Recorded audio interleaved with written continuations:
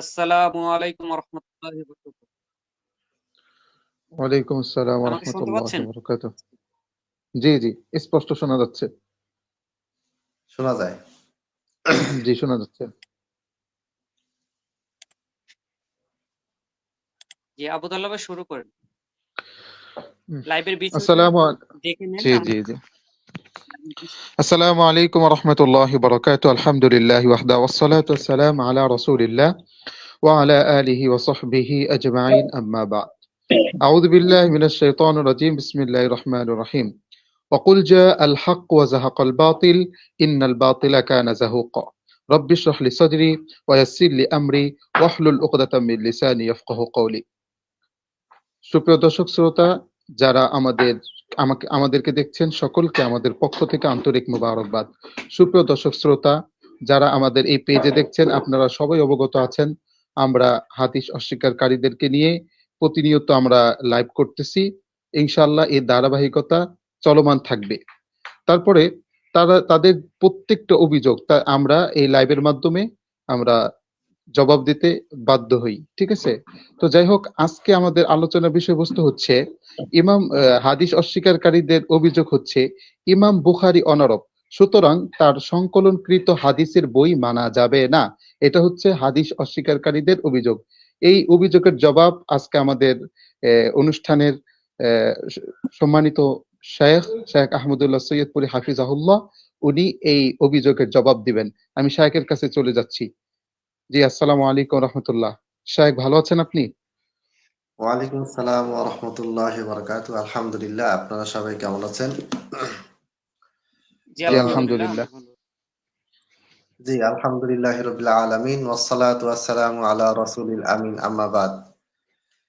আলহামদুলিল্লাহ, হাদিস অস্বীকারীদের বিরুদ্ধে আমরা যে জবাব দেওয়া শুরু করেছি আজকে তারই ধারাবাহিকতায় আরেকটি বিষয় আমরা আলোচনা করতে যাচ্ছি, সেটা হচ্ছে যে ইমাম বুখারী, ইমাম মুসলিম, ইমাম মুসলিম হচ্ছেন ইরানের, ইমাম বুখারী হচ্ছেন খোরাসান বা সরি বর্তমানে রাশিয়াতে পরে বুখারা, ও তৎকালীন সময়ে যে অঞ্চলটা ছিল বুখারা নাম, এটা এখন রাশিয়ায় পড়ে।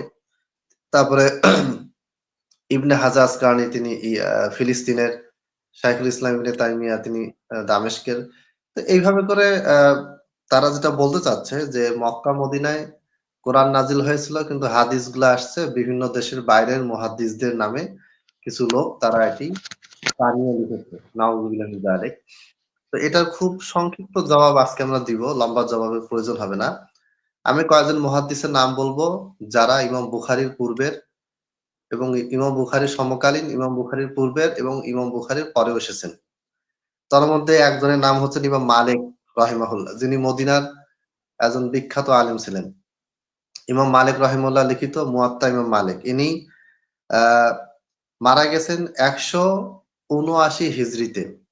তিনি জি সুবাহ নামক কাবিলা বা গোত্র হতে তিনি জন্মগ্রহণ করেছিলেন। এটা হচ্ছে আরবের একটা প্রসিদ্ধ গোত্র। এরপর ইমাম শাফি রাহিমাহুল্লাহ, তিনি ২০৪ হিজরিতে মারা যান। তিনি যে গোত্র থেকে জন্মগ্রহণ করেন সেই গোত্রের নাম হচ্ছে কুরাইশ বংশ। কুরাইশ বংশ থেকে তিনি এসেছেন, তিনি কুরাইশ বংশের লোক ছিলেন। এরপর ইমাম হুমায়দি, যিনি ইমাম বুখারীর ওস্তাদ, মক্কায় তার জন্ম, মক্কায় বেড়ে ওঠা, মক্কায় তিনি মারা যান ২১৯ হিজরিতে তিনি মারা যান। তিনি কুরাইশ বংশের আলেম ছিলেন, কুরাইশ বংশের একজন ব্যক্তি ছিলেন, সন্তান ছিলেন। এরপরে ২৩৮ হিজরিতে মারা যান ইমাম ইসহাক বিন রাহাওয়াই। তিনি কুরাইশ বংশের ৬টা গোত্র আছে। ৬টা গোত্রে একটা গোত্র হচ্ছে বনু তামিম, যে গোত্রে আমাদের প্রথম খলিফা আবু বকর সিদ্দিক রাদিয়াল্লাহু তাআলা আনহু জন্মগ্রহণ করেছিলেন। এই গোত্রের তিনি কি ছিলেন? একজন সন্তান ছিলেন। এগুলি সব আরবের প্রসিদ্ধ গোত্র, আরবের প্রসিদ্ধ বংশ। এরপরে আরেকজন প্রসিদ্ধ ইমাম হচ্ছেন ইমাম আহমদ বিন হাম্বল। তিনি ২৪১ হিজরিতে মারা গিয়েছেন। তিনি বনু সাইবান নামক গোত্রের সন্তান ছিলেন। এটা আরবের গোত্র।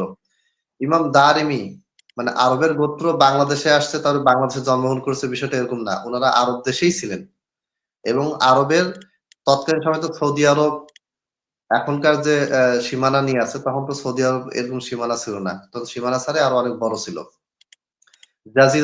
জাজিরাতুল আরব, আরব উপদ্বীপ, যেটা অনেক বড় এলাকা নিয়ে ছিল।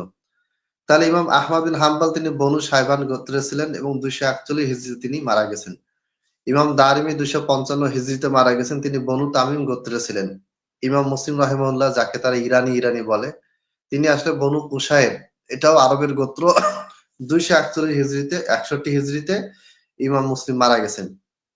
ইমাম আবু দাউদ 275 হিজরিতে, তিনি বনু আজাদ গোত্রের ছিলেন, এটা আরবের গোত্র। ইমাম তিরমিজি বনু সালিম গোত্রের। ইমাম হারিস বিন আবি উসামা, তিনি বনু তামিম গোত্রের। ইমাম আবু বকর বাজ্জার, যার মুসনাদুল বাজ্জার নামে একটি প্রসিদ্ধ গ্রন্থ আছে, তিনি বনু আজাদ গোত্রের। ইমাম নাসাই রহিমাল্লাহ, তার বংশনামা বা তিনি কোন বংশে জন্মগ্রহণ করেছেন এটা আমি স্মরণ করতে পারতেছি না, এটা আমার নোটে আমি লিখিনি, তবে তিনি আরব আলেম ছিলেন। ইমাম আবু ইয়ালা, যার লিখিত মুসনাদে আবু ইয়ালা নামক গ্রন্থ আছে, তিনিও বনু তামিম থেকে এসেছেন। ইমাম আবু জাফর তাহাবি, তাহাবি যে তার তাহাবি শরীফ, তার আকিদা তাহাবি, তার গ্রন্থ আছে, তিনি বনু আজাদ গোত্রের। ইমাম ইবনে হিব্বান, যার সহিহ ইবনে হিব্বান নামে একটি প্রসিদ্ধ গ্রন্থ আছে, তিনি বনু তামিম গোত্রের। ইমাম তাবারানি, তিনি লাখম নামে একটা উপগোত্র আছে, এই গোত্র থেকে এসেছেন। ইমাম দারাকুতনি, তিনিও আরব ছিলেন। ইমাম হাকিম, তিনিও আরব ছিলেন। তাহলে আমরা যদি লিস্ট দিতে থাকি তো লিস্ট লম্বা হতেই থাকবে। আচ্ছা, এবার আসি ইমাম বুখারীর ব্যাপারে। যেহেতু বুখারীকে নিয়ে তাদের অভিযোগটা বেশি এবং বুখারী সবচেয়ে বেশি গ্রহণযোগ্য গ্রন্থ। হ্যাঁ, এটা ঠিক যে পরবর্তীতে সমস্ত আলেম মুহাদ্দিসরা তারা এলেমটাকে বেশি সংগ্রহ করেছেন, বেশি গ্রন্থাকারে লিপিবদ্ধ করেছেন। মানে আরবদের থেকে এলেমটা অনরবদের হাতে চলে গিয়েছে, তাদের ভিতরে এলেমটা বেশি সংরক্ষিত হয়েছে। তো শুরুটা কিন্তু আরব থেকে হয়েছে, আরবের মুহাদ্দিস মুফাসসির তাদেরকে দিয়ে হয়েছে। নবী মুহাম্মদ সাল্লাল্লাহু আলাইহি ওয়াসাল্লামের যে সিরাত গ্রন্থ সর্বপ্রথম যিনি লিখেছেন তিনি হচ্ছেন মুহাম্মদ ইবনে ইসহাক, যিনি 150 মতান্তরে 151 হিজরিতে মারা গিয়েছেন। তিনি মদিনার বড় আলিম ছিলেন। আচ্ছা, এই যে আমি সহিহ বুখারী হাতে নিছি, সহিহ বুখারীর ব্যাখ্যা ফাতুল বারী। ফাতুল বারী লিখেছেন ইবনে হাজার আসকালানী, যিনি 852 হিজরিতে মারা গিয়েছেন এবং তিনি আসকালান, ফিলিস্তিনের আসকালান শহরে বাসিন্দা ছিলেন। ইবনে হাজার আসকালানী যেই ব্যাখ্যা করেছেন বিস্তারিত, এখানে অনেক পরিচিতি দিয়েছেন। ইমাম বুখারী ওস্তাদদের পরিচিতি তার এই বইতে আছে। আমি খালি একটা হাদিসের একটা উদাহরণ দেই। ইমাম বুখারী রাহিমাহুল্লাহ প্রথম যে হাদিসটি নিয়ে এসেছেন সেটা হচ্ছে ইন্নামাল আমালু বিন্নিয়াত, সমস্ত কাজ কিসের উপর নির্ভরশীল? নিয়াতের উপর নির্ভরশীল। ইমাম বুখারী রাহিমাহুল্লাহ যেই ওস্তাদের মাধ্যমে নবী সাল্লাল্লাহু আলাইহি ওয়াসাল্লাম থেকে হাদিসটি বর্ণনা করেছেন, সেই ওস্তাদদের ভিতরে প্রথমে তিনি যে ওস্তাদকে উল্লেখ করেছেন তার নাম হচ্ছে আল হুমাইদি আব্দুল্লাহ বিন আজ-জুবাইর। হুমাইদি কে ছিলেন? ইনি ছিলেন মক্কার, যার নাম আমি বলে এসেছি, মক্কার একজন বড় মুহাদ্দিস। তাহলে ইমাম বুখারী রাহিমাহুল্লাহ তিনি অনারব ছিলেন, ঠিক আছে, কিন্তু তিনি যে হাদিস বর্ণনা করেছেন এটা মক্কার বড় মুহাদ্দিস, মক্কায় আরব গোত্রে জন্মগ্রহণকারী, মক্কায় জন্মগ্রহণ, মক্কায় লেখাপড়া, মক্কায় বেড়ে ওঠা, এইরকম একজন ওস্তাদ ছিলেন হুমাইদি, যার একটি হাদিস গ্রন্থ আছে, গ্রন্থটির নাম হচ্ছে মুসনাদুল হুমাইদি। এই ইমাম হুমাইদি থেকে ইমাম বুখারী এই হাদিসটি বর্ণনা করেছেন। সুতরাং ইমাম বুখারী অনারব হলেও কিছু যায় আসে না। যেমন আজকের মুনকিনে হাদিস, এটা কি আরব? এরা তো আরব দেশ দেখেও নেই, কয়জন যে দেখছে আল্লাহ জানে, তা তো বাংলাদেশে থাকে। ইমাম বুখারী যদি ওস্তাদের মাধ্যমে মক্কা মদিনাতে গিয়ে মক্কা মদিনায় এলেম হাসিল করেছেন, মক্কা মদিনা ওস্তাদদের থেকে হাদিস বর্ণনা করার পরেও যদি ইমাম বুখারী শুধুমাত্র আরবের বাইরে জন্মগ্রহণ করার কারণে তিনি যদি বাতিল হয়ে যান, তাহলে মুনকিনে হাদিস যত আছে, জাভেদ আহমদ গামেদি, চক্রালবি, তারপরে পারভেজ, এবারে মোহাম্মদ শেখ, আরো কি কি আছে, তুরস্কের কয়েকটা বেয়াদব বদমাইশ আছে, এরা তো কেউই আরব দেশের মধ্যে তো নাই, আরব দেশের কাছাকাছিতেও নাই। বাংলাদেশে যারা আছে, আবু সাইদ খান আর কি কি নামগুলো তো মনে থাকে না, ওই মাথা টাক একজন আছে না, যশোরের কি যেন নাম, তো এরা এরা তো আরবি পারে না, আরব দেশের সাথেও সম্পর্ক নাই, আরব দেশের কাছাকাছিতেও নাই, আরবি কোরআনও পড়তে পারে না, আরব বংশের সাথেও কোনো সম্পর্ক নাই। তাহলে এদের কথা কেন গ্রহণযোগ্য হবে? তাহলে এদের যুক্তিতে বোঝা গেল যে অনারব হলেই যেহেতু হাদিস বললে সেটা বাতিল, এজন্য অনারব হলে এরা কিছু বললে সেটাও বাতিল, কারণ এরা আরব না। কিন্তু আমাদের সেই সমস্যা নেই, আমাদের সমস্ত আয়াতের ব্যাখ্যা, হাদিস সবকিছুই আরবদের থেকে এসেছে এবং এটার অসংখ্য প্রমাণ আছে। তাহলে ইমাম বুখারী ইন্নামাল আমালু বিন্নিয়াতে তার প্রথম যে ওস্তাদের কথা উল্লেখ করেছেন তিনি হচ্ছেন হুমাইদি, তিনি হচ্ছেন মাক্কি বা মক্কার অধিবাসী। হুমাইদির যে ওস্তাদ সুফিয়ান, অর্থাৎ ইমাম বুখারীর ওস্তাদ হুমাইদি, হুমাইদির ওস্তাদ হচ্ছে সুফিয়ান রাহিমাহুমুল্লাহু আজমাইন। এই সুফিয়ানও কি ছিলেন? তিনি মাক্কি ছিলেন, মক্কার অধিবাসী ছিলেন। আর এই হাদিসটা বর্ণনা করেছেন ওমর বিন খাত্তাব রাদিয়াল্লাহু তাআলা আনহু, তিনিও আরবের লোক এটা তো আর বলার প্রয়োজন নেই। তাহলে বোঝা যাচ্ছে যে ইমাম বুখারী রাহিমাহুল্লাহ তিনি যেখানকার লোক হোক না কেন, তিনি কিন্তু কি ছিলেন? আরবদের থেকেই তিনি হাদিসগুলি বর্ণনা করেছেন। আরবদের থেকেই সমস্ত এলেম গোটা পৃথিবীতে ছড়িয়েছে। এটা ভিন্ন টপিক যে অনারবরা পরবর্তীতে পুরো এলেমটাকে সংরক্ষণ করেছেন এবং তারা সেটাকে গ্রন্থাকারে সবচেয়ে বেশি অনারবরাই গ্রন্থ লিখেছে। তাদের মাধ্যমে আল্লাহ এলিমটাকে সংরক্ষিত করেছেন, এটা ভিন্ন বিষয়। কিন্তু এলেমটা মক্কা মদিনা থেকে আস্তে আস্তে ছড়িয়ে গিয়েছে। মক্কা মদিনার মুহাদ্দিসরা তারা বিভিন্ন জায়গায় গিয়ে শিক্ষা দিয়েছেন। বিভিন্ন জায়গা থেকে মুহাদ্দিসরা মক্কা মদিনায় এসেছে, কোরআন হাদিস শিখেছেন এবং তারা সকলেই হাদিস বর্ণনা করেছেন রাসূল সাল্লাল্লাহু আলাইহি ওয়াসাল্লাম থেকে সাহাবীদের মাধ্যমে। আর এই সাহাবীরাও ছিলেন অধিকাংশই আরব। ২ একজন সাহাবী বাইরে ছিলেন, কিছু সাহাবী যেমন সালমান ফার্সি, তিনি ইরানের ছিলেন এবং কিছু সাহাবী ছিল যারা বাইরে ছিল। তাহলে আজকের লাইভ আমি এখানে শেষ করতেছি। আমি যেটা বলতে চাচ্ছি সেটা হচ্ছে ইমাম বুখারী অনারব, এই অভিযোগ এনে কোনো লাভ নেই। তিনি আরবদের থেকে হাদিস নিয়েছেন। সরাসরি রাসূল সাল্লাল্লাহু আলাইহি ওয়াসাল্লামের সাথে উঠা বসা করেছেন যে সাহাবীরা যারা মাক্কি ছিলেন, মাদানী ছিলেন, যারা মক্কার আশেপাশে ছিলেন, তাদের কাছ থেকে তিনি হাদিস বর্ণনা করেছেন। তার ওস্তাদরা বর্ণনা করেছেন, সেই ওস্তাদদের থেকে ইমাম বুখারী বর্ণনা করেছেন। বিশুদ্ধ সূত্রে বর্ণনা করেছেন। এই সূত্রগুলিকে যদি ইমাম বুখারী যে সূত্রগুলির মাধ্যমে হাদিস বর্ণনা করেছেন, এই সূত্রগুলির কোনো একটা সূত্রকে যদি কোনো মুনকিনে হাদিসের কোনো আল্লাহর বান্দা যদি জাল, জয়ীফ, বানোয়াট প্রমাণ করতে পারে, তাহলে আমি বুঝে নিব যে তার আসলে বুকে দম আছে। কিন্তু এটা কেউ পারবে না। কেউ এটা জাল প্রমাণ করতে পারেনি, পারবেও না। সঠিক সূত্রে নবী সাল্লাল্লাহু আলাইহি ওয়াসাল্লাম থেকে তারা নবী সাল্লাল্লাহু আলাইহি ওয়াসাল্লামের পবিত্র বাণীগুলি সংকলন করেছেন। অতএব এটা একটা সম্পূর্ণ হাস্যকর বাণী যে ইমাম বুখারী অনারব ছিলেন, তাই তার গ্রহণ করা হাদিস বা তার লেখা হাদিস এটা গ্রহণযোগ্য নয়। এটা হচ্ছে ইমাম বুখারীর প্রতি মানুষের মনে বিতৃষ্ণা জমানোর একটা অপচেষ্টা মাত্র।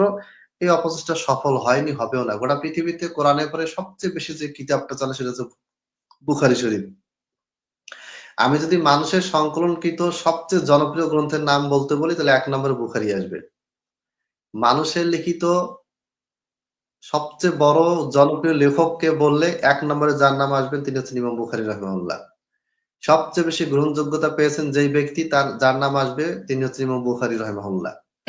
সবচেয়ে বেশি যার কিতাব নিয়ে গবেষণা হয়েছে মানে কোরআনের পরে, কোরআন তো আল্লাহ তাআলা নাযিল করেছেন সরাসরি, ওইটা নিয়ে তারা অস্বীকার করে না, তাই সেদিকে যাচ্ছি না। হাদিসও আল্লাহ তাআলা সরাসরি নাযিল করেছেন, কিন্তু হাদিস নিয়ে তাদের অভিযোগ বলে শুধু হাদিসটাকে আমি সামনে নিয়ে আসতেছি। সহিহ বুখারী উপরে যতগুলি ব্যাখ্যা গ্রন্থ লেখা হয়েছে, এতগুলি ব্যাখ্যা গ্রন্থ আমার মনে হয় না অন্যান্য ধর্মের সমস্ত বই এবং সমস্ত বইয়ের ব্যাখ্যা, ওল্ড টেস্টামেন্টের ব্যাখ্যা, তালমুদ, এবারে হিন্দুদের যে আরো কি কি ঋগ্বেদ, যজুর্বেদ আরো যে যা কিছু আছে, এই সমস্ত বইকে যদি জমা করা হয়, তারপরে শুধুমাত্র বুখারীর ব্যাখ্যা গ্রন্থগুলি সমান সেই গ্রন্থগুলি হবে না। এটা আমি মোটামুটি সিওর। যতগুলো আমি দেখছি, ভুলও হতে পারে। শুধুমাত্র একটা কিতাব সহিহ বুখারী যেটার ব্যাখ্যা, যেমন আমার কাছে যেটা আছে এটা হচ্ছে ফাতুল বারী। এটা ১৪ খন্ডের বিশাল বড় বই, ছোট্ট ছোট্ট লেখা। একেকটা পৃষ্ঠা পড়তে ১৫-২০ মিনিট লাগে। আরেকটা ব্যাখ্যা গ্রন্থ আছে উমদাতুল কারী। উর্দুতে একজন পাকিস্তানি আলেম লিখেছেন ফায়জুল বারী, এটা ৩০ খন্ডের। আবার ফায়জুল বারী নামে আরেকটা আরবিতে ব্যাখ্যা আছে আনোয়ার শাহ কাশ্মীরির লেখা। অনেক আছে। মানে আরেকটা ফাতুল বারী নামে আরেকটা ৪ খন্ডের বই আছে যেটা ইবনে রজব হাম্বলী লিখেছেন। ইমাম ইবনে কাসির রাহিমাহুল্লাহ তিনি বুখারীর ব্যাখ্যা লেখা শুরু করেছিলেন, তবে শেষ করতে পারেননি, মারা গেছেন। ইমাম কাস্তাল্লানী তিনি বুখারীর ব্যাখ্যা লিখেছেন। তো এটা লিস্ট দিলে লম্বা হবে। এটা হচ্ছে সেই কিতাব। অতএব এই কিতাবের বিরুদ্ধে গোটা পৃথিবীর সমস্ত মুনকিনে হাদিস তারা যদি কোটি কোটি বছরও যদি তাদেরকে সময় দেওয়া হয়, তারা বুখারী শরীফ তো দূরের কথা, ইমাম বুখারী তো দূরের কথা, বুখারীর থেকে একটা হরফের একটা নোক্তা, একটার একটা নোক্তাকেও তারা রিমুভ করতে পারবে না এবং এটাকে দুনিয়া থেকে উচ্ছেদ করতে পারবে না। যতদিন যাবে তত তারা বেশি বুখারীর প্রতি মানুষকে আকৃষ্ট হতে দেখবে ইনশাআল্লাহ। তো আজকের লাইভ আমি এখানে শেষ করছি। আবু ইসহাক ভাই, আমরা এখানে শেষ করি, অনেক ওস্তাদ, রাত হয়ে গিয়েছে। আমরা আরেকটা লাইভ করতে যাচ্ছিলাম। তো আপনি যদি লাইভটা মানে আমরা ২-৩টা দলিল দিব শুধু। আপনি শেষ করে দেন। আমি প্রাইভেট চ্যাটে একটা আয়াত দিছি। ৬৬:৩ একটা আয়াত দিছি। দেখতে পাচ্ছেন কি? না, আমি দেখতে পাচ্ছি না। আচ্ছা, আপনাকে আমি দাঁড়ান, লাইভ আরেকটা লাইভে দেখাতে হবে না, আমাকে ইয়েতে দিয়ে দেন। আপনাকে আমি পার্সোনাল ইয়াতে দিচ্ছি। আমাকে মেসেজে দেন অথবা হ্যাঁ মেসেজে দেন। হ্যাঁ, মেসেঞ্জারে দিচ্ছি। তাহলে আমরা দ্বিতীয়বার আর লাইভে আসা হচ্ছে না। এই আপনি এখান থেকেই মানে কোরআনের বাইরেও যে ওহী হয়েছে, তো কোরআন তার জ্বলন্ত প্রমাণ। ওখান থেকে সেটা আমরা দেখতে পাচ্ছি। হ্যাঁ, সূরা তাহরিমে একটা আয়াত আছে। তবে এটার জন্য আলাদা লাইভ করা তাহলে উচিত। এটা একটু লম্বা আলোচনার দাবি রাখে আরকি। মানে এটা ২-১টা আয়াত দিয়ে আলোচনা করা যাবে। সমস্যা নেই। জি, হুম, তবে যেটা আয়াত দিলেন এটা আমি বলতেছি সূরা তাহরিমে সূরা আছে এই আয়াতটা।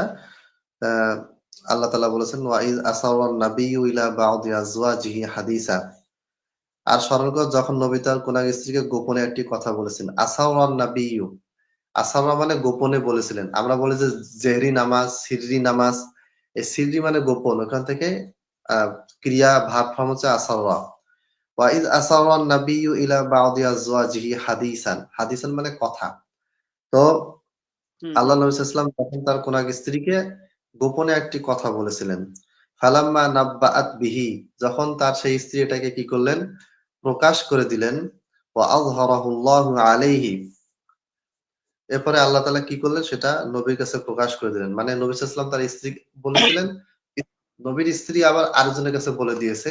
তো নবী সাল্লাল্লাহু আলাইহি ওয়াসাল্লামের স্ত্রী যে আরেকজনকে বলে দিয়েছে, এটা আবার আল্লাহ তাআলা নবী সাল্লাল্লাহু আলাইহি ওয়াসাল্লামকে জানিয়ে দিলেন। তারপর সেই স্ত্রী যখন সে কথা অন্য কাউকে বলে দিল এবং আল্লাহ তার নবীর কাছে প্রকাশ করে দিলেন, তখন সে তার কিছু অংশ জানালো এবং কিছু এড়িয়ে গেল। ওয়া আযহারাহুল্লাহু আলাইহি, এবং আল্লাহ তাআলা ওই কথাটা যে, হে নবী তুমি তো তোমার স্ত্রীকে কথা বলছিলা, তোমার স্ত্রী তো এই কথাটা অন্যজনকে বলে দিয়েছে। এই কথাটা যখন বলা হলো তখন নবী সাল্লাল্লাহু আলাইহি ওয়াসাল্লাম আবার সেই তার স্ত্রীকে বললেন যে, কি ব্যাপার আমি বললাম তুমি বলে দিলা। তখন কি হলো? আওরাফা বা'দাহু, তার কিছু অংশ তিনি কি করলেন? স্বীকার করলেন। ওয়া আ'রাদা আন বা'দিহি, এবং কিছু অংশ তিনি কি করলেন? আ মানে করলেন, এড়িয়ে গেলেন। ঠিক আছে? আচ্ছা। ফালাম্মা নাব্বাআহা বিহি, যখন নবী তার সেই স্ত্রীকে জানালো তখন সে বলতে লাগলো, আপনাকে এই কথা কে জানালো? নবী বলল, আমাকে জানিয়েছেন তিনি যিনি সর্বজ্ঞ সবকিছু অবগত। সরি, নবী সাল্লাল্লাহু আলাইহি ওয়াসাল্লাম কিছু অংশ বলেছেন, কিছু অংশ এড়িয়ে গিয়েছিলেন আরকি। এখন এইখানে যেটা বোঝা গেল সেটা হচ্ছে, আমরা এই আয়াতটা নিয়ে বিস্তারিত কথা বলবো। এই ধরনের আরো দলিল আছে। ওয়া মা ইয়ানতিকু আনিল হাওয়া, এই আয়াতটা আছে। তারপরে আছে, দলিল আছে। আমরা ওটাতে আসবো। এই আয়াত থেকে যেটা বোঝা গেল সেটা হচ্ছে যে নবী সাল্লাল্লাহু আলাইহি ওয়াসাল্লামের স্ত্রী, নবী সাল্লাল্লাহু আলাইহি ওয়াসাল্লাম তার স্ত্রীকে, কোন একজন স্ত্রীকে গোপনে একটি কথা বলেছিলেন এবং সেই স্ত্রী আরেকজনকে সেটা বলে দিয়েছে। বলার পরে উম্মাহাতুল মুমিনিন, আমাদের মা বলে যাদেরকে আমরা সম্বোধন করি। এরপরে আল্লাহ তাআলা সেটি নবী সাল্লাল্লাহু আলাইহি ওয়াসাল্লামকে জানিয়ে দিলেন। জানানোর পরে সেই স্ত্রী উম্মাহাতুল মুমিনিন তিনি নবী সাল্লাল্লাহু আলাইহি ওয়াসাল্লামকে জিজ্ঞেস করলেন যে, এই কথা আপনাকে কে বলেছে? তখন আল্লাহ তাআলা বললেন যে, এই কথাটা আমাকে বলেছেন তিনি যিনি সর্বজ্ঞ, সবকিছু অবগত, আল আলিম আল খবির। তাহলে বোঝা যাচ্ছে যে এমন কিছু কথা আল্লাহ নবী সাল্লাল্লাহু আলাইহি ওয়াসাল্লাম বলেছিলেন, যে কথাটা হাদিস হিসেবে এখানে সরাসরি হাদিসই বলা আছে। বাউদি আজওয়াজিহি জি, জি, হাদিসান। জি। এখানে মানে ওনারা একটা হ্যাঁ, দাবি করে যে কোরআনই হাদিস, কোরআনের বাইরে কোনো হাদিস মানা যাবে না। তো এখানে মোহাম্মদ সাল্লাল্লাহু আলাইহি ওয়াসাল্লামের কথাও যে হাদিস, কোরআন থেকে সেটা প্রমাণ পাওয়া যাচ্ছে। আমি সেটাকে বলতেছি, এবং তারা নিজেরাও কিন্তু নিজেদের নামটা হাদিস থেকে নিয়েছে, আহলে কোরআন। অন্য নাম জি, তাদের জি। পছন্দ নেই, নামটাই তাদের পছন্দ হয়েছে। এটা কোরআনে কোথাও নাই না। হ্যাঁ, এখন নবী সাল্লাল্লাহু আলাইহি ওয়াসাল্লাম কোরআন নিয়ে এসেছেন, তিনি কোরআনের ব্যাখ্যা করার অধিকার রাখেন না, বলার তার কথার কোনো গ্রহণযোগ্যতা নাই। অথচ আমরা দেখতে পাচ্ছি যে এরা নিজেরাই কিন্তু প্রত্যেকটা আয়াতেরই ব্যাখ্যা করতে থাকে। কোন আয়াতকে তারা সরলভাবে উপস্থাপন করে না, অনুবাদ করে। অনুবাদের দলিল তো এরা কোনদিন দিল না আজ পর্যন্ত। কোরআনে কোথায় বলা হয়েছে যে অনুবাদ করো?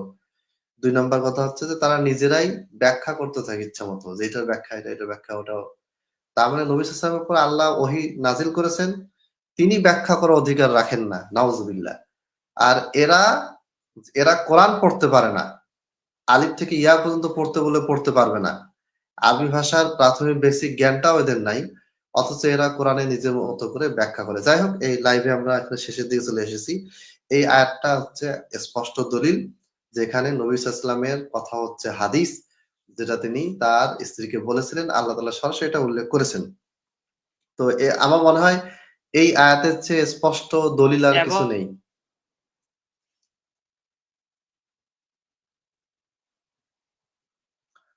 আচ্ছা, আচ্ছা, আবু ইসাক ভাই আপনার কথা শুনতে পারতেছি না। যাই হোক, আমরা লাইভ শেষ করি আজকে এ পর্যন্তই। আমি শেষ করতেছি। সুবহানাকাল্লাহুম্মা ওয়া বিহামদিক আশহাদু আল্লা ইলাহা ইল্লা আস্তাগফিরুকা ওয়া আতুবু ইলাইক। ইনশাআল্লাহ। আসসালামু আলাইকুম ওয়া রাহমাতুল্লাহি ওয়া বারাকাতুহু। ওয়ালাইকুম আসসালাম ওয়া রাহমাতুল্লাহি